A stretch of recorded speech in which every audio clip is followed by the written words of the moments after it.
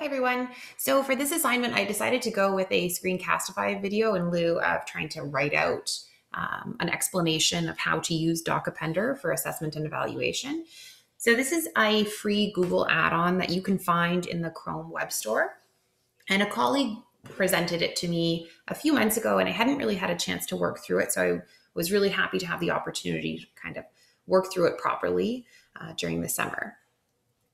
So to get started, you're going to go to the web store, and I've included a link on the slide deck, and you are going to install the DocAppender add-on. Because this is an add-on, you need to be in Google Forms, or you need to have a Google form opened in order to install it. Once you've done this, you can get started. So the first thing is to create a class folder. And within that class folder, you want to create another file for DocAppender. You can call this whatever you want. It could be your assessment and evaluations folder. In this case, I just labeled it DocAppender. And within here, this is the time-consuming part, but I've been told it's really worth it. So you're going to create a blank Google Doc for each of your students. You're going to want to make sure that their student name is very clearly visible at the top, and you can add whatever you want afterwards, but their first and last name is essential. Once you've done this, you're ready to start using DocAppender, because now you have a location where all the information from any Google form-based assessment and evaluation can go and be stored throughout an entire semester or an entire school year. So you're going to create a Google form. You're going to write all your questions out. And once you've done this, then you can work with DocAppender and you can tweak it to your particular needs. So what you're going to do is you're going to have your first question needs to be a drop-down student name question. And once this one is in place, you're going to click on this puzzle piece up here for your add-ons, select DocAppender, and open it in a sidebar.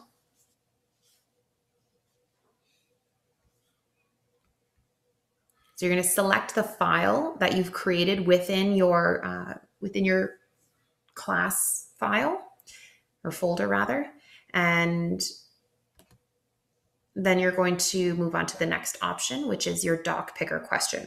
So this one here is going to determine which documents to append this information to. So for us, that's our student name one. So come here, student name. Now, my names are already in here because I had already created this, but I'll show you what happens if you don't have that. So if you don't have those names in already, then what'll happen is you'll go save and populate, and all the names of the students on those docs that you've created within your class folder are going to auto-populate right in there. Then you're going to hit next. And then DocAppender is going to look at all the questions that you've included in your Google form, and it's going to ask you to select which ones you would like it to record on those shared docs. So for this one here, I've selected all of them. The timestamp is really nice because it dates and puts a time on everything.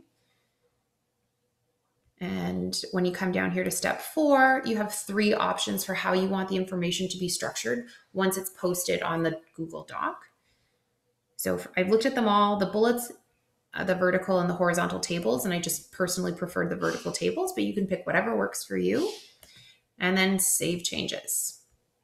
So now I'm ready to use my form, and what it's going to look like is you can structure it however you want, depending on the needs of the assessment or evaluation, whether it's for diagnostic, formative, or summative purposes. So when I was experimenting with it, I found that adding a short answer question with the title of the assignment or task was a good idea, just because it gave some clarity to all the postings once they were put into the Google Doc. So you can structure your questions as a specific expectation taken directly from a rubric that you've already established with your students, and you can add the details of the different levels in your rubric there. You could use it for a success criteria checklist. You can use it for anecdotal comments or even conferencing notes if this was a formative conference.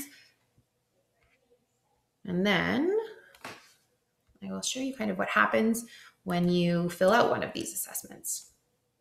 So for this task, I'm going to pick John Smith.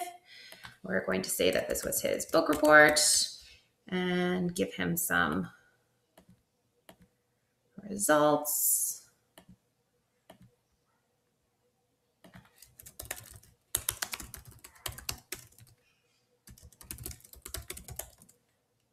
And I would probably want to give him a next step. And then when I click submit, the results of that assessment are located in 3 places.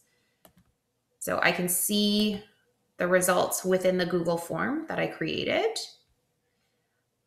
I can also, because I've selected this view responses in sheets option, I can see the results here in a Google Sheet. But the best part is that they're also located here in the doc. That's all the assessments of John Smith. And the next time I go and do another assessment for another assignment, that's going to be located right in here as well. One important thing to note is that this doc at the beginning of the year or the semester, once you've created this doc, you want to share it right away with that student, but you want to share it with them as a view-only doc. That way they can't tweak or change anything. It just stays exactly as the information was input by you. And that is DocuPender.